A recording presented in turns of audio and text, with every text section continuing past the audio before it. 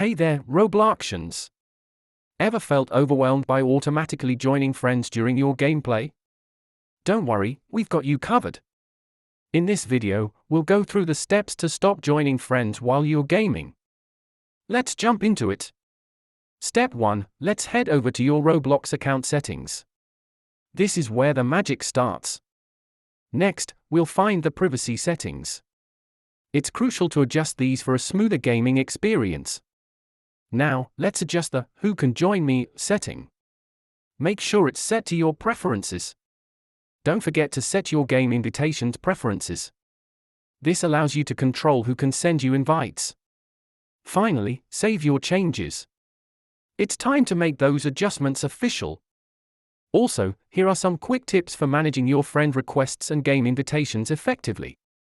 To wrap up, we've covered everything you need to know to stop automatically joining friends. Remember these simple steps. We'd love to hear your experiences.